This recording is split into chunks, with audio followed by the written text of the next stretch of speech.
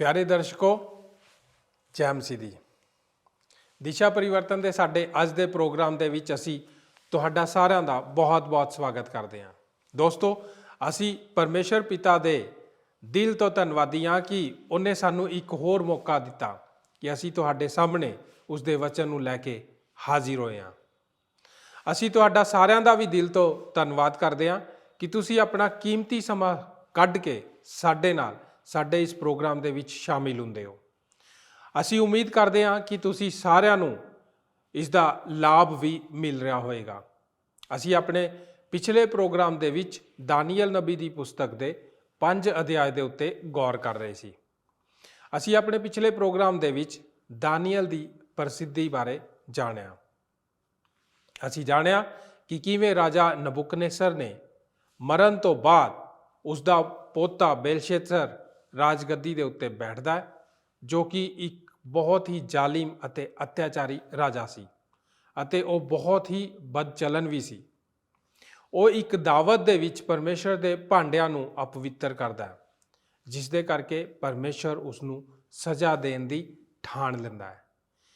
ਬੇਲਸ਼ੱਤਰ ਆਪਣੇ ਮਹਿਲ ਦੀ ਕੰਧ ਉੱਤੇ ਪਰਮੇਸ਼ਰ ਦੀ ਉਂਗਲੀ ਨੂੰ ਕੁਝ ਲਿਖਦੇ ਹੋਏ ਵੇਖਦਾ ਤਾਂ ਉਹ ਦਾਨੀਏਲ ਨਬੀ ਨੂੰ ਉਸ ਦਾ ਅਰਥ ਦੱਸਣ ਲਈ ਬੁਲਾਉਂਦਾ ਹੈ।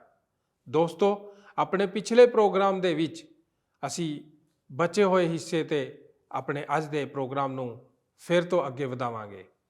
ਅੱਜ ਅਸੀਂ ਦਾਨੀਏਲ ਨਬੀ ਦੀ ਪੁਸਤਕ ਦੇ 5 ਅਧਿਆਇ ਦੀ 22 ਆਇਤ ਤੋਂ ਲੈ ਕੇ 31 ਆਇਤ ਤੱਕ ਦੇ ਵਚਨਾਂ ਉੱਤੇ ਗੌਰ ਕਰਾਂਗੇ। ਤਾਂ ਫਿਰ ਆਓ ਪਰਮੇਸ਼ਰ ਦੇ ਵਚਨ ਨੂੰ ਸਿੱਖਣ ਦੇ ਲਈ ਅੱਗੇ ਵਧਦੇ ਹਾਂ। ਪਰ ਇਸ ਤੋਂ ਪਹਿਲਾਂ ਆਓ ਆਪਣੇ ਮਨਾਂ ਨੂੰ ਪਰਮੇਸ਼ਰ ਦੇ ਵਚਨ ਦੇ ਲਈ ਤਿਆਰ ਕਰੀਏ। ਇਸ ਦੇ ਲਈ ਸੁਣਦੇ ਹਾਂ ਇਹ ਮਸੀਹੀ ਭਜਨ।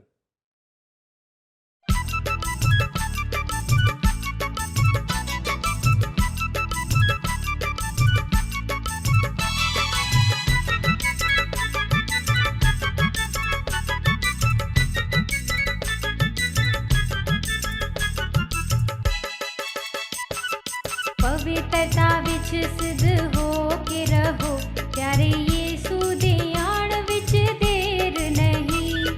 ਪਵਿੱਤਰਤਾ ਵਿੱਚ ਸਿੱਧ ਹੋ ਕੇ ਰਹੋ, ਪਿਆਰੇ ਯੀਸ਼ੂ ਦੇ ਆਣ ਵਿੱਚ ਦੇਰ ਨਹੀਂ। ਉਸ ਦੇ ਵਾਅਦੇ ਸਾਰੇ ਪੂਰੇ ਹੋ ਰਹੇ ਨੇ, ਤਿਆਰ ਹੋ ਜਾ। ਉਸ ਦੇ ਵਾਅਦੇ ਸਾਰੇ ਪੂਰੇ ਹੋ ਰਹੇ ਨੇ, ਤਿਆਰ ਹੋ ਜਾ। ਪਵਿੱਤਰਤਾ ਵਿੱਚ ਸਿੱਧ ਹੋ ਕੇ ਰਹੋ, ਪਿਆਰੇ ਯੀਸ਼ੂ ਦੇ ਆਉਣ ਵਿੱਚ ਦੇਰ ਨਹੀਂ। ਪਵਿੱਤਰਤਾ ਵਿੱਚ ਸਿੱਧ ਹੋ ਕੇ ਰਹੋ, ਪਿਆਰੇ ਯੀਸ਼ੂ ਦੇ ਆਉਣ ਵਿੱਚ ਦੇਰ ਨਹੀਂ।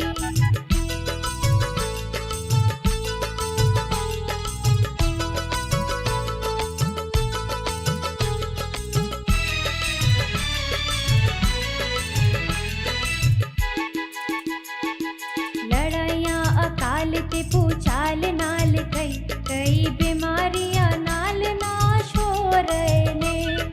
ਲੜਾਈਆਂ ਅਕਾਲ ਤੇ ਭੂਚਾਲ ਨਾਲ ਕਈ ਬਿਮਾਰੀਆਂ ਨਾਲ ਨਾਸ਼ ਹੋ ਰਹੇ ਨੇ। ਰਾਜੇ ਰਾਜਿਆਂ ਦੇ ਵਿਰੁੱਧ ਖੜੇ ਹੋ ਰਹੇ ਨੇ, ਤਿਆਰ ਹੋ ਜਾ। ਰਾਜੇ ਰਾਜਿਆਂ ਦੇ ਵਿਰੁੱਧ ਖੜੇ ਹੋ ਰਹੇ ਨੇ, ਤਿਆਰ ਹੋ ਜਾ। ਪਵਿੱਤਰਤਾ ਵਿੱਚ ਸਿੱਧ ਹੋ ਕੇ ਰਹੋ, ਪਿਆਰੇ ਯੀਸ਼ੂ ਦੇ ਆਉਣ ਵਿੱਚ ਦੇਰ ਨਹੀਂ। ਪਵਿੱਤਰਤਾ ਵਿੱਚ ਸਿੱਧ ਹੋ ਕੇ ਰਹੋ, ਪਿਆਰੇ ਯੀਸ਼ੂ ਦੇ ਆਉਣ ਵਿੱਚ ਦੇਰ ਨਹੀਂ। ਭਾਗ ਈੜੀ। ਉਸਨੇ ਰਾਜੇ ਦੇ ਪਾਪ ਨੂੰ ਫਟਕਾਰਿਆ। 5 ਅਧਿਆਏ 22 ਤੇ 23 ਵਚਨ ਉਸ ਦੀ ਵਿਰਾਸਤ ਦਾ ਬਿਆਨ ਕਰਦੇ ਹੋਏ ਦਾਨੀਏਲ ਹੁਣ ਉਸ ਦੇ ਪਾਪ ਨੂੰ ਫਟਕਾਰਦਾ ਹੈ। ਮੈਂ ਚਾਹੁੰਦਾ ਹਾਂ ਤੁਸੀਂ ਧਿਆਨ ਦੇਵੋ ਕਿ ਉਸ ਨੇ ਆਪਣੀ ਫਟਕਾਰ ਵਿੱਚ ਬਲੇਸ਼ਰ ਉੱਤੇ 3 ਦੋਸ਼ ਲਗਾਏ। ਸਭ ਤੋਂ ਪਹਿਲਾਂ ਉਸ ਨੇ ਉਸ ਦੇ ਉੱਪਰ ਪੂਰਵ ਵਿਚਾਰ ਕਰਨ ਦਾ ਦੋਸ਼ ਲਾਇਆ। ਐਤ 22, ਤੂੰ ਉਸ ਦਾ ਪੁੱਤਰ ਹੋਣ ਦੇ ਬਾਵਜੂਦ ਆਪਣੇ ਆਪ ਨੂੰ ਨੀਵਾਂ ਨਾ ਕੀਤਾ, ਸਭ ਕੁਝ ਜਾਣਨ ਦੇ ਬਾਵਜੂਦ ਵੀ ਕਿ ਤੂੰ ਪ੍ਰਭੂ ਦੇ ਸਨਮੁਖ ਆਪਣੇ ਆਪ ਨੂੰ ਅਕੜਾਇਆ। ਪਰਮੇਸ਼ਰ ਘਮੰਡੀ ਪੁਰਖ ਨਾਲ ਕਿਸ ਤਰ੍ਹਾਂ ਪੇਸ਼ ਆਉਂਦਾ ਹੈ, ਤੂੰ ਇਹ ਜਾਣਨ ਦੀ ਕੋਸ਼ਿਸ਼ ਨਾ ਕੀਤੀ। ਬਲੇਸ਼ਰ ਸਭ ਕੁਝ ਜਾਣਦਾ ਸੀ। ਇਸ ਦੇ ਬਾਵਜੂਦ ਉਸਨੇ ਉਹੀ ਪਾਪ ਕੀਤਾ ਜੋ ਉਸਦੇ ਪਿਤਾ ਨੇ ਕੀਤਾ ਸੀ। ਅਸਲ ਵਿੱਚ ਟਿੱਪਣੀ ਲੇਖਕ ਇਹ ਵਿਸ਼ਵਾਸ ਕਰਦੇ ਹਨ ਕਿ ਬਲੇਸ਼ਰ ਨੇ ਇਹ ਸਭ ਕੁਝ ਨਦਾਨੀ ਵਿੱਚ ਨਹੀਂ ਕੀਤਾ, ਬਲਕਿ ਸਭ ਕੁਝ ਜਾਣ-ਬੁੱਝ ਕੇ ਕੀਤਾ। ਜੋ ਉਹ ਜਾਣਦਾ ਸੀ, ਉਸਨੇ ਉਹੀ ਕੀਤਾ। ਉਸਨੇ ਜਾਣ-ਬੁੱਝ ਕੇ ਪਰਮੇਸ਼ਰ ਦੇ ਭਾਂਡਿਆਂ ਨੂੰ ਦੋਸ਼ਿਤ ਕੀਤਾ, ਜਿਸ ਤਰ੍ਹਾਂ ਕਿ ਉਹ ਦੱਸਣਾ ਚਾਹੁੰਦਾ ਸੀ ਕਿ ਪਰਮੇਸ਼ਰ ਦਾ ਉਸ ਨੂੰ ਕੋਈ ਡਰ ਨਹੀਂ ਹੈ। ਹੋ ਸਕਦਾ ਹੈ ਉਸ ਦੇ ਪਿਤਾ ਨੂੰ ਪਰਮੇਸ਼ਰ ਦਾ ਡਰ ਹੋਵੇ, ਪਰ ਮੈਨੂੰ ਕੋਈ ਡਰ ਨਹੀਂ ਹੈ। ਪਰਮੇਸ਼ਰ ਸਭ ਕੁਝ ਵੇਖਦਾ ਹੈ। ਮੈਂ ਤੁਹਾਨੂੰ ਦੱਸਣਾ ਚਾਹੁੰਦਾ ਹਾਂ ਕਿ ਪਾਪ ਤੇ ਪਾਪ ਹੀ ਹੈ, ਭਾਵੇਂ ਉਹ ਕਿਸੇ ਵੀ ਤਰੀਕੇ ਦਾ ਹੋਵੇ, ਪਰ ਅਪਰਾਧ ਆਪਣੀ ਸਮਝ ਦੇ ਅਨੁਪਾਤ ਦੇ ਅਨੁਸਾਰ ਹੁੰਦਾ ਹੈ।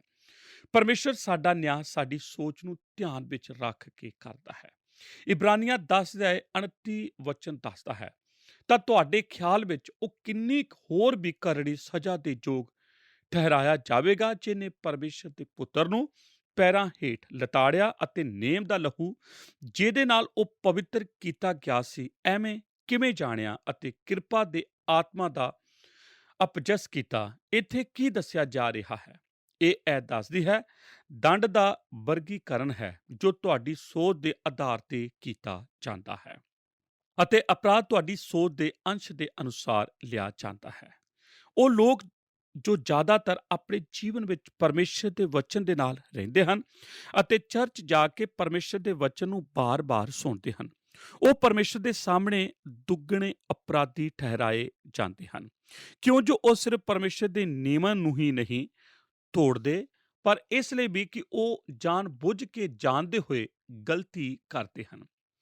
ਪਹਿਲੀ ਚੀਜ਼ ਜੋ ਬਲੇਸ਼ਰ ਨੂੰ ਦਾਨੀਏਲ ਨੇ ਆਖੀ ਉਹ ਇਹ ਹੈ, ਮੈਂ ਤੇਰੇ ਤੇ ਦੋਸ਼ ਲਗਾਉਂਦਾ ਹਾਂ ਕਿ ਤੂੰ ਸਭ ਕੁਝ ਜਾਣਦੇ ਹੋਏ ਪਾਪ ਕੀਤਾ ਹੈ। ਦੂਜਾ ਦੋਸ਼ ਉਸਨੇ ਉਸ ਉੱਤੇ ਲਗਾਇਆ ਕਿ ਤੂੰ ਦੁਨਿਆਵੀ ਤੌਰ ਤੇ ਪਵਿੱਤਰ ਵਸਤੂਆਂ ਨੂੰ ਦੂਸ਼ਿਤ ਕੀਤਾ ਹੈ। ਐਤ 23 ਸਗੋਂ ਆਕਾਸ਼ਾਂ ਦੇ ਪ੍ਰਭੂ ਦੇ ਸਨਮੁਖ ਆਪਣੇ ਆਪ ਨੂੰ ਅਕੜਾਇਆ ਅਤੇ ਉਹਦੇ ਘਰ ਦੇ ਭਾਂਡੇ ਉਹ ਤੇਰੇ ਅੱਗੇ ਲਿਆਏ ਅਤੇ ਤੈਂ ਆਪਣੇ ਸਰਦਾਰਾਂ, ਆਪਣੀਆਂ ਰਾਣੀਆਂ ਔਰ ਆਪਣੀਆਂ ਰਖੀਲੀਆਂ ਦੇ ਨਾਲ ਉਸ ਵਿੱਚ ਨਸ਼ਾ ਕੀਤਾ। ਮੈਂ ਇੱਥੇ ਤੁਹਾਨੂੰ ਕੁਝ ਦੱਸਣਾ ਚਾਹੁੰਦਾ ਹਾਂ। ਜੇ ਤੁਸੀਂ ਇਹ ਨਹੀਂ ਸੁਣ ਰਹੇ ਕਿ ਦਾਨੀਏਲ ਦੀ ਕਿਤਾਬ ਕੀ ਸਿਖਾਉਂਦੀ ਹੈ, ਇਹ ਸਿਖਾਉਂਦੀ ਹੈ ਤੁਸੀਂ ਕਦੇ ਵੀ ਪਰਮੇਸ਼ਰ ਦਾ ਮਖੌਲ ਨਾ ਉਡਾਓ। ਤੀਸਰਾ ਦੋਸ਼ ਜੋ ਦਾਨੀਏਲ ਨੇ ਬਲੇਸ਼ਰ ਉੱਤੇ ਲਾਇਆ ਉਹ ਇਹ ਹੈ, ਤੈਂ ਚਾਂਦੀ ਔਰ ਸੋਨੇ ਅਤੇ ਪਿੱਤਲ, ਲੋਹੇ ਅਤੇ ਲੱਕੜੀਆਂ ਔਰ ਪੱਥਰ ਦੇ ਦਿਉਤਿਆਂ ਦੀ ਜੋ ਨਾ ਵੇਖਦੇ, ਨਾ ਸੁਣਦੇ ਅਤੇ ਨਾ ਜਾਣਦੇ ਹਨ, ਉਹਨਾਂ ਦੀ ਵਡਿਆਈ ਕੀਤੀ। ਬਲੇਸ਼ਰ ਤੂੰ ਮੂਰਖ ਹੈ, ਤੂੰ ਪਰਮੇਸ਼ਰ ਦੇ ਪਵਿੱਤਰ ਭਾਂਡੇ ਲਏ ਅਤੇ ਉਹਨਾਂ ਵਿੱਚ ਨਸ਼ਾ ਭਰ ਕੇ ਆਪਣੇ ਦਿਉਤਿਆਂ ਲਈ ਉਤਾਂਹ ਨੂੰ ਚੁੱਕਿਆ। ਇਸ ਤਰ੍ਹਾਂ ਦਾਨੀਏਲ ਉਸ ਨੂੰ ਉਸ ਦੇ ਅਪਰਾਧ ਦਾ ਰੂਪ ਵਿਖਾਇਆ ਅਤੇ ਸਮਝਾਇਆ ਕਿ ਉਸਨੇ ਪਰਮੇਸ਼ਰ ਦੀ ਵਿਰੋਧਤਾ ਵਿੱਚ ਪਾਪ ਕੀਤਾ ਹੈ।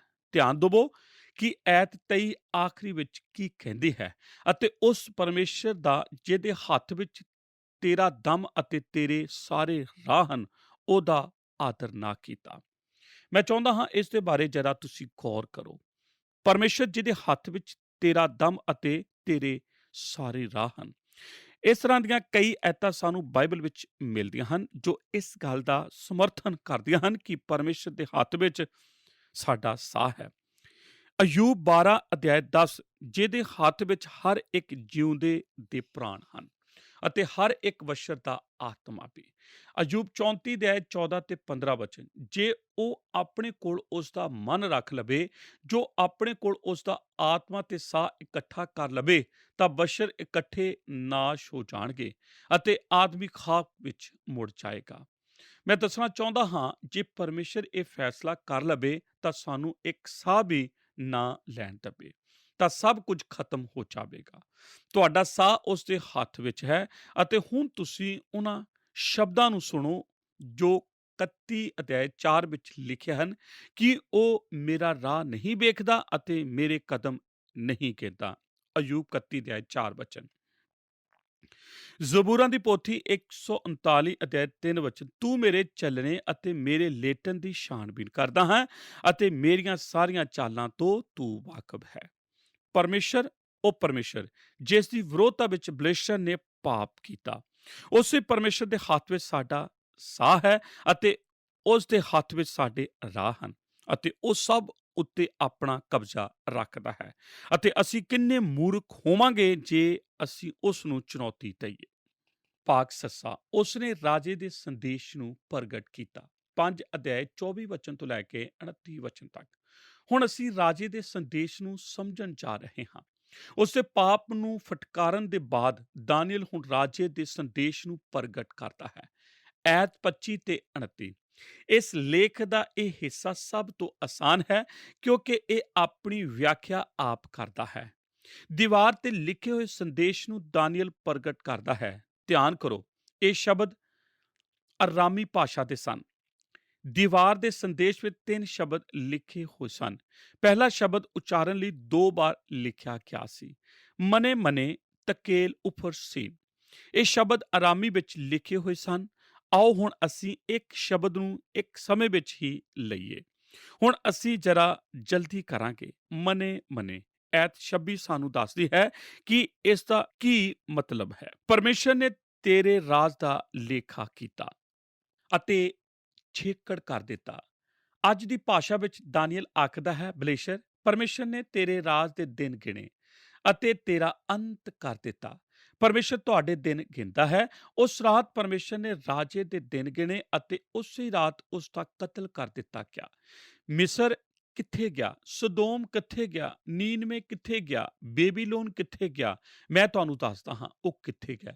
ਉਹਨਾਂ ਨੇ ਪਰਮੇਸ਼ਰ ਦਾ ਅਨਾਦਰ ਕੀਤਾ। ਪਰਮੇਸ਼ਰ ਨੇ ਉਹਨਾਂ ਦਾ ਲੇਖਾ ਲਿਆ। ਦੂਜਾ ਸੰਦੇਸ਼ ਇਹ ਸੀ, ਤਕੇਲ ਐਤ 27।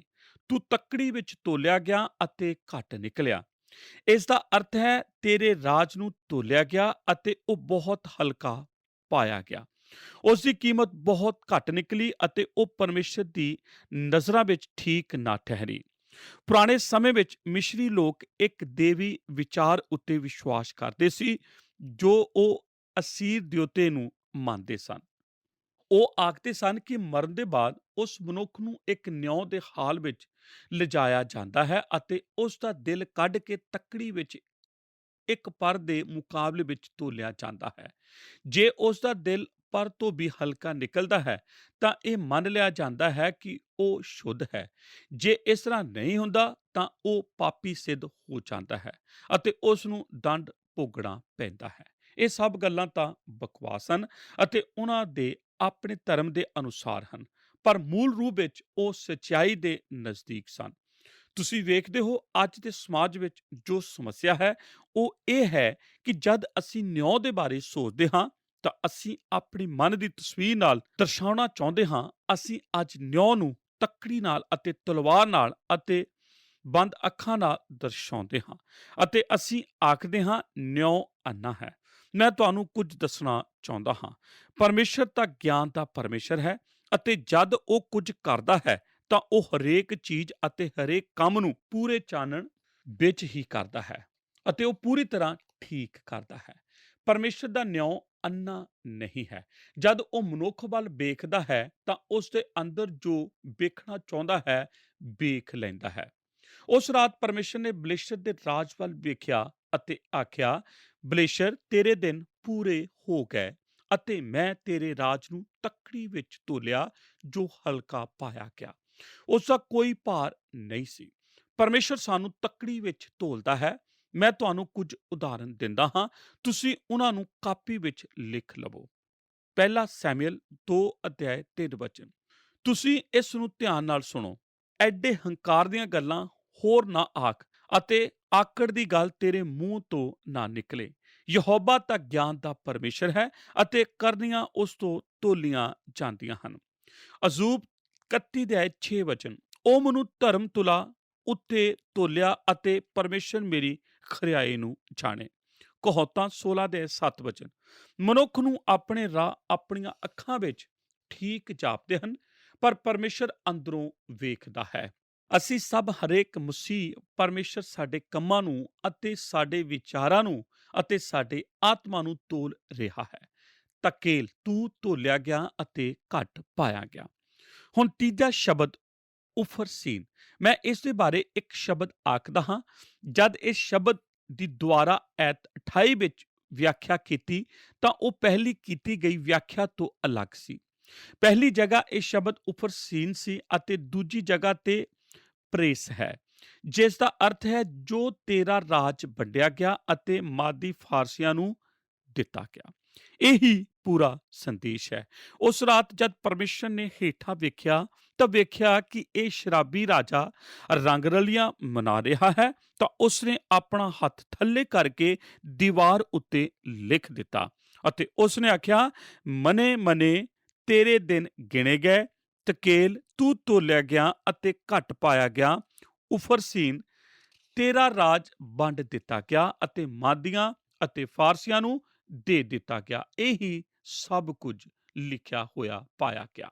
ਨੰਬਰ 5, ਬੇਬੀਲੋਨ ਦਾ ਟਿਕਣਾ। 5 ਅਧਿਆਇ 30 ਵਚਨ ਤੋਂ ਲੈ ਕੇ 31 ਵਚਨ ਤੱਕ। ਹੁਣ ਅਸੀਂ ਅੰਤ ਵਿੱਚ ਆ ਗਏ ਹਾਂ। ਬੇਬੀਲੋਨ ਦਾ ਟਿਕਣਾ, ਐਤ 30 ਤੇ 31। ਤੁਸੀਂ ਜਾਣਦੇ ਹੋ, ਜਦ ਪਿਛਲੇ ਹਫ਼ਤੇ ਮੈਂ ਇਹ ਲੇਖ ਪੜ੍ਹ ਰਿਹਾ ਸੀ ਤਾਂ ਅਚਾਨਕ ਇੱਕ ਗੱਲ ਮੇਰੇ ਉੱਤੇ ਪ੍ਰਗਟ ਹੋਈ ਕਿ ਇਹ ਸਭ ਕੁਝ ਕਿਸ ਤਰ੍ਹਾਂ ਨਸ਼ਟ ਹੋ ਗਿਆ। ਸ਼ਾਸਤਰ ਦੱਸਦਾ ਹੈ ਕਿ ਬੇਬੀਲੋਨ ਦਾ ਰਾਜ ਡਿੱਗ ਪਿਆ, ਪਰ ਇਸ ਦੇ ਬਾਰੇ 2 ਐਤਾਂ ਹੀ ਦੱਸਦੀਆਂ ਹਨ। ਉਸੇ ਰਾਤ ਬਲਿਸ਼ਰ ਜੋ ਕਸਦੀਆਂ ਦਾ ਰਾਜਾ ਸੀ ਵੱਢਿਆ ਗਿਆ ਅਤੇ ਦਾਰਾ ਮਾਦੀ ਨੇ 62 ਵਰ੍ਹਿਆਂ ਦੀ ਉਮਰ ਵਿੱਚ ਰਾਜ ਲੈ ਲਿਆ। ਇਹ ਗੱਲ ਸਿੱਧੇ ਰੂਪ ਵਿੱਚ ਸਪਸ਼ਟ ਦੱਸਦੀ ਹੈ। ਇਤਿਹਾਸਕਾਰ ਦੱਸਦੇ ਹਨ ਕਿ ਉਹ ਰਾਤ ਤੀਸਰੀ ਦਾ 16ਵਾਂ ਦਿਨ 539 BC ਸਾਡੇ ਕੈਲੰਡਰ ਦੇ ਮੁਤਾਬਕ 11 ਜਾਂ 12 ਅਕਤੂਬਰ ਹੈ। ਉਸ ਰਾਤ ਬੇਬੀਲੋਨ ਵਿੱਚ ਇੱਕ ਵੱਡੀ ਸਿੱਖਿਆ ਵਿੱਚ ਕਈ ਦੇਸ਼ਾਂ ਦੇ ਨੁਮਾਇੰਦੇ ਬੈਠੇ ਸਨ, ਜਿਨ੍ਹਾਂ ਨੇ ਪਰਮੇਸ਼ਰ ਨੂੰ ਭੁਲਾ ਦਿੱਤਾ ਸੀ ਅਤੇ ਬੇਬੀਲੋਨ ਡਿੱਗ ਪਿਆ। ਉਹਨਾਂ ਦਿਨਾਂ ਵਿੱਚ ਜੋ ਦੇਸ਼ ਸੀ ਉਹਨਾਂ ਦੇ ਨਾਮ ਇਹ ਹਨ: ਹਿੱਤੀ, ਮਿਸ਼ਰੀ, ਅਸੀਰੀਅਨ ਅਤੇ ਮਾਦੀ ਫਾਰਸੀ, ਯੂਨਾਨ ਅਤੇ ਰੋਮ। ਅੱਜ ਦੇ ਯੁੱਗ ਵਿੱਚ ਉਹਨਾਂ ਨੂੰ Spain, France, Germany, Australia, great Britain ਅਤੇ ਸ਼ਾਇਦ ਅਮਰੀਕਾ ਅਤੇ ਹੋ ਸਕਦਾ ਹੈ ਚੀਨ, ਰੂਸ ਅਤੇ ਜਾਪਾਨ। ਯਸ਼ਾਇਆ ਨਬੀ ਯਸ਼ਾਇਆ 40 ਅਧਿਆਇ 15 ਵਿੱਚ ਆਖਦਾ ਹੈ, ਆਓ ਸੁਣੀਏ। ਵੇਖੋ, ਕੌਮਾਂ ਡੋਲ ਵਿੱਚੋਂ ਇੱਕ ਤੁਪਕੇ ਜਿਹੀਆਂ ਹਨ ਅਤੇ ਛਾਬੀਆਂ ਦੀ ਧੂੜ ਜਿਹੀਆਂ ਗਿਣਦੀਆਂ ਹਨ। ਵੇਖੋ, ਉਹ ਟਾਪੂਆਂ ਨੂੰ ਇੱਕ ਕਣੀ ਵਾਂਗੂ ਚੁੱਕ ਲੈਂਦਾ ਹੈ। ਅਸੀਂ ਸੋਚਦੇ ਹਾਂ ਅਸੀਂ ਬਹੁਤ ਸ਼ਕਤੀਸ਼ਾਲੀ ਹੋ ਗਏ ਹਾਂ। ਅਸੀਂ ਸੋਚਦੇ ਹਾਂ ਅਸੀਂ ਮਹਾਨ ਹੋ ਗਏ ਹਾਂ। ਇੱਕ ਮਹਾਨ ਦੇਸ਼ ਪਰਮੇਸ਼ਰ ਆਖਦਾ ਹੈ, ਤੂੰ ਇੱਕ ਪਾਣੀ ਦੀ ਬੂੰਦ ਦੀ ਤਰ੍ਹਾਂ ਹੈ, ਜਿਸ ਤਰ੍ਹਾਂ ਮਿੱਟੀ ਦਾ ਇੱਕ ਕਣ ਜਿਸ ਦੀ ਕੋਈ ਕੀਮਤ ਨਹੀਂ। ਭੈਣੋ ਅਤੇ ਭਰਾਵੋ, ਇੱਥੇ ਸਾਨੂੰ ਕੀ ਸਿੱਖਿਆ ਮਿਲਦੀ ਹੈ? ਇੱਥੇ ਇਸ ਦੇ ਸਿਵਾਏ ਹੋਰ ਕੋਈ ਸਿੱਖਿਆ ਨਹੀਂ ਮਿਲਦੀ ਕਿ ਉਸ ਦੇਸ਼ ਦੇ ਲੋਕ ਜੋ ਪਰਮੇਸ਼ਰ ਨੂੰ ਭੁਲਾ ਦਿੰਦੇ ਹਨ, ਨਰਕ ਵਿੱਚ ਸੁੱਟੇ ਜਾਣਗੇ। ਯਸ਼ਾਇਆ ਨਬੀ ਅਧਿਆਇ 21 ਐਤ 9 ਵਿੱਚ ਆਖਦਾ ਹੈ ਕਿ ਉਹਨਾਂ ਦੀ ਯਾਦਗਿਰੀ ਲਈ ਉਹਨਾਂ ਦਾ ਨਾਂ ਕਬਰ ਉੱਤੇ ਲਿਖ ਦਿੱਤਾ ਜਾਵੇਗਾ। ਇਹ ਵੇਖੋ, ਅਸਵਾਰ ਘੋੜ ਚੜਿਆ ਦੇ ਜੋੜੇ ਲਾਗੇ ਆਉਂਦੇ ਹਨ। ਉਹਨਾਂ ਉੱਤਰ ਦੇ ਕੇ ਆਖਿਆ, ਡਿੱਗ ਪਿਆ, ਬਾਬਲ ਡਿੱਗ ਪਿਆ, ਉਹਦੇ ਦੇਵਤਿਆਂ ਦੀਆਂ ਸਾਰੀਆਂ ਮੂਰਤੀਆਂ ਭੁੰਜੇ ਭੱਜੀਆਂ ਹੋਈਆਂ ਹਨ। ਬੇਬੀਲੋਨ ਦਾ ਅੰਤ, ਜਿੱਥੇ ਤੱਕ ਅਸੀਂ ਜਾਣਦੇ ਹਾਂ ਕਿ ਉਸ ਦੇ ਬਾਅਦ ਕਦੇ ਇਹ ਮੌਕਾ ਨਹੀਂ ਆਇਆ ਕਿ ਕਿਸੇ ਦੱਸਣ ਵਾਲੇ ਹੱਥ ਨੇ ਕਿਸੇ ਨਾਸਤਿਕ ਰਾਜੇ ਦੀ ਮਹਿਲ ਦੀ ਦੀਵਾਰ ਉੱਤੇ ਕੁਝ ਲਿਖਿਆ ਹੋਵੇ। ਪ੍ਰਕਾਸ਼ ਦੀ ਪੋਥੀ ਦੇ ਅਨੁਸਾਰ ਅਧਿਆਇ 17 ਤੇ 18 ਦੱਸਦਾ ਹੈ ਕਿ ਭਵਿੱਖ ਵਿੱਚ ਇੱਕ ਦਿਨ ਮਸੀਹ ਵਿਰੋਧੀ ਦਾ ਬੇਬੀਲੋਨ ਇਸ ਤਰ੍ਹਾਂ ਹੀ ਡਿੱਗ ਪਵੇਗਾ। ਅੱਜ ਤੋਂ ਉਸ ਵਕਤ ਤੱਕ ਉਹ ਸਾਰੇ ਦੇਸ਼ ਜਿਨ੍ਹਾਂ ਨੇ ਪਰਮੇਸ਼ਰ ਨੂੰ ਭੁਲਾ ਦਿੱਤਾ ਹੈ, ਇੱਕ ਦੇ ਬਾਅਦ ਇੱਕ ਨਸ਼ਟ ਹੋ ਜਾਣਗੇ।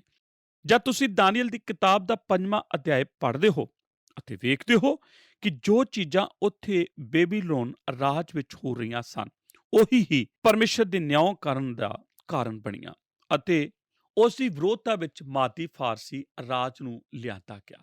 ਜੇ ਤੁਸੀਂ ਆਪਣੀ ਬਾਈਬਲ ਪੜ੍ਹਦੇ ਹੋ ਜਿਸ ਤਰ੍ਹਾਂ ਕਿ ਮੈਂ, ਜੇ ਤੁਸੀਂ ਆਪਣਾ ਅਖਬਾਰ ਪੜ੍ਹਦੇ ਹੋ ਜਿਸ ਤਰ੍ਹਾਂ ਕਿ ਮੈਂ, ਤਾਂ ਤੁਸੀਂ ਜਾਣਦੇ ਹੋਵੋਗੇ ਕਿ ਜੋ ਕੁਝ ਉਸ ਵੇਲੇ ਬੇਬੀਲੋਨ ਵਿੱਚ ਹੁੰਦਾ ਸੀ, ਅੱਜ ਉਹ ਸਭ ਕੁਝ ਸਾਡੀ ਧਰਤੀ ਤੇ ਹੋ ਰਿਹਾ ਹੈ। ਨੇਤਾਗਿਰੀ ਵਿੱਚ, ਕਾਲਾਮਾਲਾ ਵਿੱਚ, ਰਾਜਾ ਅਤੇ ਨਾਮੀ ਲੋਕਾਂ ਦਾ ਮੁਕਤ ਭੋਗ, ਨਸ਼ੇਬਾਜ਼ੀ, ਭਬਿਚਾਰ ਅਤੇ ਹੋਰ ਕਈ ਚੀਜ਼ਾਂ ਜੋ ਸਵਰਗੀ ਪਰਮੇਸ਼ਰ ਦਾ ਅਨਾਦਰ ਕਰਦੀਆਂ ਹਨ। ਖੁਸ਼ੀ ਨੂੰ ਪ੍ਰਾਪਤ ਕਰਨ ਲਈ ਪਾਗਲਪਨ। ਕੀ ਕਦੇ ਤੁਸੀਂ ਜਗਤ ਵਿੱਚ ਖੁਸ਼ੀ ਪ੍ਰਾਪਤ ਕਰਨ ਲਈ ਇੰਨੀ ਉਤਸੁਕਤਾ ਨੂੰ ਪਹਿਲੇ ਕਦੀ ਵੇਖਿਆ ਹੈ? ਜਗ੍ਹਾ ਜਗ੍ਹਾ ਪਾਰਟੀਆਂ, ਨਸ਼ੇ ਦੀਆਂ ਰੰਗ ਰਲੀਆਂ, ਖੇਡਾਂ ਦੇ ਪ੍ਰਤੀ ਉਤਸੁਕਤਾ, ਮੌਜ ਮਸਤੀਆਂ ਦੇ ਬਾਗ ਬਗੀਚੇ, ਰੈਸਟੋਰੈਂਟ ਨਾਮ ਲੈਂਦੀਆਂ ਹੀ ਇਹਨਾਂ ਦੇ ਪ੍ਰਤੀ ਉਤਸੁਕਤਾ ਵੱਧ ਜਾਂਦੀ ਹੈ। ਇਹ ਹੀ ਖੁਸ਼ੀ ਪ੍ਰਾਪਤ ਕਰਨ ਲਈ ਪਾਗਲਪਨ ਹੈ। ਬੇਬੀਲੋਨ ਵਿੱਚ ਇਹ ਸਭ ਕੁਝ ਹੋ ਰਿਹਾ ਸੀ। ਉਸ ਤਰ੍ਹਾਂ ਹੀ ਅੱਜ ਜਗਤ ਵਿੱਚ ਹੋ ਰਿਹਾ ਹੈ। ਉਸ ਰਾਤ ਮਹਿਲ ਦੇ ਹਾਲ ਵਿੱਚ ਨਸ਼ੇ ਦੀਆਂ ਰੰਗ ਰਲੀਆਂ ਮਨਾ ਰਹੇ ਸਨ ਅਤੇ ਸੋਚ ਰਹੇ ਸਨ, ਸਾਨੂੰ ਕੋਈ ਜਿੱਤ ਨਹੀਂ ਸਕਦਾ। ਉਹ ਜਾਣਦੇ ਸਨ ਕਿ ਉਹਨਾਂ ਦੀ ਦੀਵਾਰ 387 ਫੁੱਟ ਉੱਚੀ ਹੈ ਅਤੇ 87 ਫੁੱਟ ਚੌੜੀ ਹੈ ਅਤੇ ਉਸ ਨੂੰ ਲੰਘ ਕੇ ਉਹਨਾਂ ਤੱਕ ਨਹੀਂ ਪਹੁੰਚਿਆ ਜਾ ਸਕਦਾ। ਅਤੇ ਸਾਇਰਸ ਅਤੇ ਉਸ ਦੀਆਂ ਫੌਜਾਂ ਬਾਹਰ ਸਨ ਅਤੇ ਉਹ ਉਹਨਾਂ ਉੱਤੇ ਹੱਸ ਰਹੀਆਂ ਸਨ, ਜੋ ਸੋਚ ਰਹੇ ਸਨ, ਸਾਨੂੰ ਕੋਈ ਤਾਕਤ ਨਾਲ ਜਿੱਤ ਨਹੀਂ ਸਕਦਾ। ਮੇਰੇ ਦਿਲ ਰੋ ਪੈਂਦਾ ਹੈ ਜਦ ਅੱਜ ਮੈਂ ਲੋਕਾਂ ਦੀ ਨਾਸਮਝੀ ਵੱਲ ਧਿਆਨ ਦਿੰਦਾ ਹਾਂ, ਜੋ ਨਹੀਂ ਸੋਚਦੇ ਕਿ ਪਰਮੇਸ਼ਰ ਦਾ ਨਿਆਂ ਬੂਹੇ ਉੱਤੇ ਖੜਾ ਹੈ। ਅੱਜ ਦੁਸ਼ਮਣ ਸਾਨੂੰ ਸੱਟ ਮਾਰਨ ਲਈ ਹਰ ਜਗ੍ਹਾ ਤਿਆਰ ਖੜੇ ਹਨ। ਦੋਸਤੋ, ਜੇ ਸਾਡੇ ਦੁਸ਼ਮਣ ਨੇ ਸਾਡਾ ਅੰਤ ਕਰਨ ਦਾ ਫੈਸਲਾ ਕਰ ਲਿਆ ਹੈ ਤਾਂ ਮੈਂ ਸਮਝਦਾ ਹਾਂ ਕਿ ਅੰਤ ਹੋ ਜਾਵੇਗਾ। ਅਤੇ ਹੁਣ ਨੰਬਰ 5, ਹੰਕਾਰ। ਤੂੰ ਆਪਣੇ ਆਪ ਨੂੰ ਪਰਮੇਸ਼ਰ ਦੇ ਸਾਹਮਣੇ ਨਿਮਾਣਾ ਨਾ ਕੀਤਾ। ਅੱਜ ਦੇ ਦੇਸ਼ ਘਮੰਡੀ ਹਨ। ਅੱਜ ਦੇ ਹਾਲਾਤ ਵਿੱਚ ਜਦ ਤੱਕ ਧਰਤੀ ਉੱਤੇ ਬਦਲਾਅ ਨਹੀਂ ਆਉਂਦਾ, ਜਿਸ ਤਰ੍ਹਾਂ ਕਿ ਪਵਿੱਤਰਤਾਈ, ਧਾਰਮਿਕਤਾ, ਆਤਮਿਕਤਾ ਅਤੇ ਪਰਮੇਸ਼ਰ ਦਾ ਭੈ ਦੀ ਮਾਨਸਿਕਤਾ, ਪਰਮੇਸ਼ਰ ਆਦਰਸ਼ ਦੀਵਾਰ ਉੱਤੇ ਲਿਖਣ ਜਾ ਰਿਹਾ ਹੈ। ਮਨੇ ਮਨੇ ਤਕੇਲ ਉਫਰਸੀਨ, ਤੇਰਾ ਲੇਖਾ ਲਿਆ ਗਿਆ ਹੈ, ਤੂੰ ਹਲਕਾ ਪਾਇਆ ਗਿਆ, ਤੇਰਾ ਰਾਜ ਨਾਸ਼ ਕਰ ਦਿੱਤਾ ਗਿਆ ਹੈ। ਮੈਂ ਕਦੇ ਨਹੀਂ ਭੁੱਲ ਸਕਦਾ ਜਦ ਮੈਂ ਪਹਿਲੀ ਵਾਰ ਇਸ ਨੂੰ ਪੜ੍ਹਿਆ ਕਿ ਇਹ ਮੈਨੂੰ ਦੱਸ ਰਹੀ ਹੈ ਕਿ ਇਹ ਮੇਰੇ ਹੀ ਦੇਸ਼ ਦੇ ਬਾਰੇ ਹੈ। ਮੈਨੂੰ ਯਾਦ ਹੈ ਇਹ ਕਿਸੇ ਜਗ੍ਹਾ ਮੈਂ ਪੜ੍ਹਿਆ ਸੀ ਅਤੇ ਇਸ ਲੇਖ ਦਾ ਨਾਮ ਸੀ ਆਮੋਸ ਦਾ ਦੇਸ਼ਾਂ ਵਿੱਚ ਜਾਣਾ। ਇਹ ਸ਼ਬਦ ਪੁਰਾਣੇ ਨੇਮ ਦਾ ਨਬੀ ਆਮੋਸ ਅੱਜ ਸਾਰੇ ਦੇਸ਼ਾਂ ਨੂੰ ਆਖਦਾ ਹੈ। ਜਦ ਕਦੇ ਅਸੀਂ ਪੁਰਾਣੇ ਨੇਮ ਦੇ ਨਬੀਆਂ ਦੇ ਬਾਰੇ ਪੜ੍ਹਦੇ ਹਾਂ ਤਾਂ ਵੇਖਦੇ ਹਾਂ ਕਿ ਉਹਨਾਂ ਨੇ ਉਸ ਸਮੇਂ ਵਿੱਚ ਆਪਣੇ ਦੇਸ਼ ਦੇ ਲੋਕਾਂ ਨੂੰ ਉਹਨਾਂ ਦੇ ਬੁਰੇ ਕੰਮਾਂ ਕਰਕੇ ਕਰੜੇ ਸ਼ਬਦ ਆਖੇ ਅਤੇ ਅਸੀਂ ਆਖਦੇ ਹਾਂ ਉਹ ਗੱਲਾਂ ਸਾਡੇ ਉੱਤੇ ਲਾਗੂ ਨਹੀਂ ਹਨ। ਪਰ ਜਰਾ ਕੁਝ ਦੇਰ ਲਈ ਮੇਰੇ ਨਾਲ ਸੋਚੋ ਕਿ ਆਮੋਸ ਜੋ ਅੱਗ ਦਾ ਭਰਿਆ ਨਬੀ, ਜੇ ਅੱਜ ਦੇ ਸਮਾਜ ਵਿੱਚ ਹੋਵੇ ਜਾਂ ਆ ਜਾਵੇ ਤਾਂ ਉਹ ਸਾਨੂੰ ਕੀ ਆਖੇਗਾ। ਆਓ ਅਸੀਂ ਆਮੋਸ ਦਾ ਅਧਿਆਇ 7 ਵਿੱਚ ਚਲੀਏ ਅਤੇ ਵੇਖੀਏ ਕਿ ਆਮੋਸ ਕੀ ਆਖ ਰਿਹਾ ਹੈ। ਤਦ ਬੈਤੇਲ ਦਾ ਜਾਜਕ ਅਮਸਯਾਹ ਨੇ ਇਸਰਾਇਲ ਦੇ ਪਾਤਸ਼ਾਹ ਯਾਰਾਬੋਆਮ ਨੂੰ ਕਿਹਾ ਘੱਲਿਆ ਕਿ ਆਮੋਸ ਨੇ ਇਸਰਾਇਲ ਦੇ ਘਰਾਣੇ ਦੇ ਵਿੱਚ ਤੇਰੇ ਵਿਰੁੱਧ ਮਤਾ ਪਕਾਇਆ ਹੈ।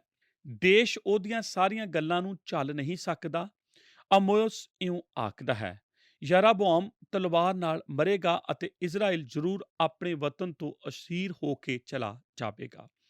ਤਾਂ ਅਮਸਯਾਹ ਨੇ ਆਮੋਸ ਨੂੰ ਆਖਿਆ, ਹੇ ਦਰਸ਼ਨ ਵੇਖਣ ਵਾਲੇ, ਜਾ ਯਹੂਦਾ ਦੇ ਦੇਸ਼ ਨੂੰ ਨੱਠ ਜਾ, ਉੱਥੇ ਰੋਟੀ ਖਾ ਅਤੇ ਉੱਥੇ ਅਗੰਮ ਬਾਚ, ਪਰ ਬਤੇਲ ਵਿੱਚ ਫਿਰ ਕਦੇ ਨਾ ਅਗੰਮ ਬਾਚ ਕਰੀ, ਕਿਉਂ ਜੋ ਉਹ ਪਾਤਸ਼ਾਹ ਦਾ ਪਵਿੱਤਰ ਸਥਾਨ ਹੈ ਅਤੇ ਸ਼ਾਹੀ ਮੰਦਰ ਹੈ। ਆਮੋਸ ਨੇ ਅਮਸਯਾਹ ਨੂੰ ਅੱਗਿਓਂ ਆਖਿਆ, ਨਾ ਮੈਂ ਨਬੀ ਹਾਂ, ਨਾ ਮੈਂ ਨਬੀਆਂ ਦਾ ਪੁੱਤਰ ਹਾਂ, ਪਰ ਮੈਂ ਇਆਲੀ ਅਤੇ ਗੁੱਲਰ ਦਾ ਛਾਂਗਣ ਵਾਲਾ ਹਾਂ। ਅਤੇ ਯਹੋਵਾ ਨੇ ਮੈਨੂੰ ਇੱਜੜ ਦੇ ਪਿੱਛੇ ਜਾਂਦੇ ਨੂੰ ਲਿਆ ਅਤੇ ਯਹੋਵਾ ਨੇ ਮੈਨੂੰ ਆਖਿਆ, ਜਾ ਮੇਰੀ ਪ੍ਰਜਾ ਇਸਰਾਇਲ ਕੋਲ ਅਗੰਮ ਵਾਚ ਕਰ। ਹੁਣ ਯਹੋਵਾ ਦਾ ਵਚਨ ਸੁਣ। ਤੂੰ ਕਹਿੰਦਾ ਹੈ ਇਸਰਾਇਲ ਦੇ ਵਿਰੁੱਧ ਅਗੰਮ ਨਾ ਵਾਚ ਅਤੇ ਇਜ਼ਾਕ ਦੇ ਘਰਾਣੇ ਦੇ ਵਿਰੁੱਧ ਪ੍ਰਚਾਰ ਨਾ ਕਰ। ਇਸ ਲਈ ਯਹੋਵਾ ਇਉਂ ਫਰਮਾਉਂਦਾ ਹੈ, ਤੇਰੀ ਪਤਨੀ ਸ਼ਹਿਰ ਵਿੱਚ ਵੇਸ਼ਵਾ ਹੋਵੇਗੀ, ਤੇਰੇ ਪੁੱਤਰ ਅਤੇ ਤੇਰੀਆਂ ਧੀਆਂ ਤਲਵਾਰ ਨਾਲ ਡਿੱਗਣਗੇ ਅਤੇ ਤੇਰੀ ਭੂਮੀ ਜਰੀਬ ਨਾਲ ਵੰਡੀ ਜਾਏਗੀ। ਤੂੰ ਆਪ ਇੱਕ ਭ੍ਰਸ਼ਟ ਭੂਮੀ ਵਿੱਚ ਮਰੇਗਾ ਅਤੇ ਇਸਰਾਇਲ ਆਪਣੇ ਵਤਨ ਤੋਂ ਜ਼ਰੂਰ ਅਸੀਰੀ ਵਿੱਚ ਜਾਵੇਗਾ।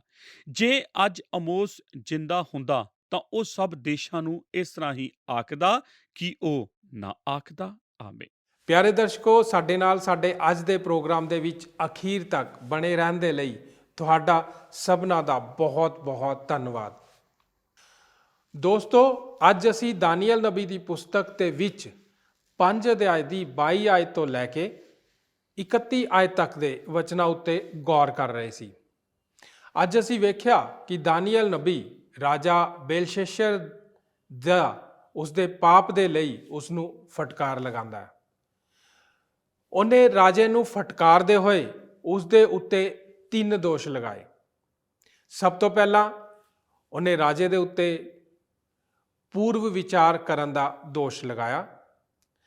ਬੇਲਸ਼ੱਸਰ ਨੇ ਜਾਣਬੁੱਝ ਕੇ ਪਰਮੇਸ਼ਰ ਦੇ ਭਾਂਡਿਆਂ ਨੂੰ ਅਪਵਿੱਤਰ ਕੀਤਾ, ਕਿਉਂਕਿ ਉਹ ਦੱਸਣਾ ਚਾਹੁੰਦਾ ਸੀ ਕਿ ਪਰਮੇਸ਼ਰ ਦਾ ਉਸ ਨੂੰ ਕੋਈ ਡਰ ਨਹੀਂ ਹੈ। ਅਸੀਂ ਜਾਣਿਆ ਕਿ ਪਰਮੇਸ਼ਰ ਸਾਡਾ ਨਿਆਂ ਸਾਡੀ ਸੋਚ ਨੂੰ ਧਿਆਨ ਦੇ ਵਿੱਚ ਰੱਖ ਕੇ ਕਰਦਾ ਹੈ। ਅਸੀਂ ਜਾਣਿਆ ਕਿ ਦਾਨੀਏਲ ਉਸ ਦੇ ਉੱਤੇ ਦੂਜਾ ਦੋਸ਼ ਇਹ ਲਗਾਉਂਦਾ ਹੈ ਕਿ ਉਹਨੇ ਦੁਨਿਆਵੀ ਤੌਰ ਤੇ ਪਰਮੇਸ਼ਰ ਦੀਆਂ ਪਵਿੱਤਰ ਵਸਤੂਆਂ ਨੂੰ ਦੂਸ਼ਿਤ ਕੀਤਾ ਹੈ। ਅੱਜ ਦੇ ਵਚਨ ਦੇ ਵਿੱਚੋਂ ਅਸੀਂ ਸਿੱਖਿਆ ਕਿ ਦਾਨੀਏਲ ਦੀ ਪੁਸਤਕ ਸਾਨੂੰ ਇਹ ਸਿਖਾਉਂਦੀ ਹੈ ਕਿ ਸਾਨੂੰ ਕਦੀ ਵੀ ਕਿਸੇ ਦਾ ਵੀ ਮਜ਼ਾਕ ਨਹੀਂ ਉਡਾਉਣਾ ਚਾਹੀਦਾ, ਖਾਸ ਕਰਕੇ ਪਰਮੇਸ਼ਵਰ ਦਾ ਤਾਂ ਬਿਲਕੁਲ ਹੀ ਨਹੀਂ। ਦਾਨੀਏਲ ਨੇ ਤੀਜਾ ਦੋਸ਼ ਬੇਲਸ਼ੱਸਰ ਦੇ ਉੱਤੇ ਇਹ ਲਗਾਇਆ ਕਿ ਤੂੰ ਸੋਨੇ, ਚਾਂਦੀ, ਲੋਹੇ, ਪਿੱਤਲ ਅਤੇ ਲੱਕੜੀ ਦੇ ਦੇਵਤਿਆਂ ਦੀ ਜੋ ਨਾ ਤਾਂ ਸੁਣ ਸਕਦੇ ਹਨ, ਨਾ ਹੀ ਵੇਖ ਸਕਦੇ ਹਨ ਅਤੇ ਨਾ ਹੀ ਕਿਸੇ ਦੀ ਮਦਦ ਕਰ ਸਕਦੇ ਹਨ, ਉਹਨਾਂ ਦੀ ਉਪਾਸਨਾ ਕੀਤੀ ਅਤੇ ਉਹਨਾਂ ਦੀ ਵਡਿਆਈ ਕੀਤੀ। ਦਾਨੀਏਲ ਨੇ ਬੇਲਸ਼ੱਸਰ ਨੂੰ ਉਸਦੇ ਪਾਪ ਵਿਖਾਏ ਅਤੇ ਦੱਸਿਆ ਕਿ ਉਹਨੇ ਪਰਮ ਪ੍ਰਧਾਨ ਪਰਮੇਸ਼ਵਰ ਦੇ ਖਿਲਾਫ ਪਾਪ ਕੀਤਾ ਹੈ। ਦੋਸਤੋ, ਜੇਕਰ ਪਰਮੇਸ਼ਰ ਸਾਨੂੰ ਨਾਸ਼ ਕਰਨ ਦਾ ਫੈਸਲਾ ਕਰ ਲਵੇ ਤਾਂ ਸਾਨੂੰ ਇੱਕ ਸਾਹ ਵੀ ਨਹੀਂ ਲੈਣਾ ਪਏਗਾ। ਅਸੀਂ ਜਾਣਿਆ ਕਿ ਸਾਡੇ ਸਾਹ ਪਰਮੇਸ਼ਵਰ ਦੇ ਹੱਥ ਵਿੱਚ ਹਨ। ਅਸੀਂ ਜਾਣਿਆ ਕਿ ਪਰਮੇਸ਼ਵਰ ਰਾਜਿਆਂ ਦਾ ਨਿਆਂ ਕਰਦੇ ਹੋਏ ਉਹਨਾਂ ਦੇ ਦਿਨਾਂ ਦਾ ਲੇਖਾ ਲੈਂਦਾ ਹੈ ਅਤੇ ਉਹਨਾਂ ਦੇ ਰਾਜ ਨੂੰ ਤੋਲਦਾ ਹੈ। ਇਹੀ ਉਹਨੇ ਰਾਜਾ ਬੇਲਸ਼ੱਸਰ ਦੇ ਨਾਲ ਕੀਤਾ। ਉਹ ਤੋਲਿਆ ਗਿਆ ਅਤੇ ਤੋਲ ਵਿੱਚ ਘੱਟ ਨਿਕਲਿਆ। ਇਸ ਕਰਕੇ ਉਸ ਦਾ ਰਾਜ ਮਾਦੀਆਂ ਅਤੇ ਫਾਰਸੀਆਂ ਦੇ ਵਿੱਚ ਵੰਡ ਦਿੱਤਾ ਗਿਆ। ਦੋਸਤੋ, ਯਾਦ ਰੱਖੋ, ਪਰਮੇਸ਼ਵਰ ਨੂੰ ਠੱਠਿਆਂ ਵਿੱਚ ਕਦੇ ਵੀ ਨਹੀਂ ਉਡਾਇਆ ਜਾ ਸਕਦਾ। ਹੁਣ ਦੋਸਤੋ, ਸਾਨੂੰ ਇਜਾਜ਼ਤ ਦਿਓ, ਕਿਉਂਕਿ ਅੱਜ ਦੇ ਪ੍ਰੋਗਰਾਮ ਨੂੰ ਸਮਾਪਤ ਕਰਨ ਦਾ ਸਮਾਂ ਹੋ ਗਿਆ ਹੈ। ਅਗਲੇ ਪ੍ਰੋਗਰਾਮ ਦੇ ਵਿੱਚ ਫੇਰ ਮੁਲਾਕਾਤ ਕਰਾਂਗੇ। ਆਓ ਪ੍ਰਾਰਥਨਾ ਕਰੀਏ। ਸਾਡੇ ਜਿੰਦਾ ਪਰਮੇਸ਼ਰ ਪ੍ਰਭੂ ਯਿਸੂ ਮਸੀਹ ਜੀ ਦੇ ਨਾਂ 'ਚ ਤੁਹਾਡੇ ਚਰਨਾਂ 'ਚ ਆਉਂਦੇ ਪਿਤਾ ਪਰਮੇਸ਼ਰ, ਤੁਸੀਂ ਮਹਾਨ ਹੋ, ਸਾਮਰਥੀ ਹੋ, ਹਰ ਕਿਸੇ ਦਾ ਨਿਆਂ ਕਰਨ ਵਾਲੇ ਪਰਮੇਸ਼ਰ ਹੋ। ਪ੍ਰਭੂ ਜੀ, ਅਸੀਂ ਅੱਜ ਤੁਹਾਡੇ ਵਚਨ ਦੇ ਦੁਆਰਾ ਸਿੱਖਿਆ ਕਿ ਤੁਸੀਂ ਘਮੰਡ ਕਰਨ ਵਾਲੇ ਦਾ ਨਾਸ਼ ਕਰਦੇ ਹੋ। ਪਿਤਾ ਪਰਮੇਸ਼ਰ, ਅਸੀਂ ਸਿੱਖਿਆ ਕਿ ਸਾਡਾ ਪੈਸਾ, ਸਾਡਾ ਧਨ ਦੌਲਤ, ਸਾਡਾ ਪ੍ਰਭੂ ਜੀ ਅਹੁਦਾ, ਕਿਸੇ ਵੀ ਚੀਜ਼ ਦਾ ਅਸੀਂ ਘਮੰਡ ਨਾ ਕਰੀਏ, ਕਿਉਂਕਿ ਇਹ ਚੀਜ਼ਾਂ ਪ੍ਰਭੂ ਨਿਆਂ ਦੇ ਰੋਜ਼ ਸਾਡੇ ਕਿਸੇ ਵੀ ਕੰਮ ਨਹੀਂ ਆਉਣਗੀਆਂ। ਪਿਤਾ ਪਰਮੇਸ਼ਰ, ਤੁਸੀਂ ਸਾਨੂੰ ਆਪਣੇ ਉੱਤੇ ਭਰੋਸਾ ਕਰਨਾ ਸਿਖਾਓ ਔਰ ਸਾਨੂੰ ਨਿਮਰਤਾ ਦੇ ਨਾਲ ਜੀਵਨ ਬਤੀਤ ਕਰਨਾ ਸਿਖਾਓ। ਧੰਨਵਾਦ ਕਰਦੇ ਪਿਤਾ ਪਰਮੇਸ਼ਰ ਕਿ ਅੱਜ ਦੇ ਵਚਨ ਦੇ ਦੁਆਰਾ ਸਾਨੂੰ ਤੁਸੀਂ ਇਹ ਆਸ਼ੀਸ਼ ਬਖਸ਼ੀ ਹੈ। ਯਿਸੂ ਨਾਸਰੀ ਜੀ ਦੇ ਨਾਂ 'ਚ ਇਸ ਪ੍ਰਾਰਥਨਾ ਨੂੰ ਮੰਗਦੇ ਹਾਂ, ਆਮੀਨ। ਸਾਰਿਆਂ ਨੂੰ ਜੈ ਮਸੀਹ ਦੀ। ਕੀ ਤੁਹਾਨੂੰ ਇਹ ਪ੍ਰੋਗਰਾਮ ਪਸੰਦ ਆਇਆ? ਹੁਣੇ ਸਾਨੂੰ ਇੱਕ ਮਿਸ ਕਾਲ ਦਿਓ ਤੇ ਤੁਸੀਂ ਅਗਲੇ ਜੇਤੂ ਹੋ ਸਕਦੇ ਹੋ।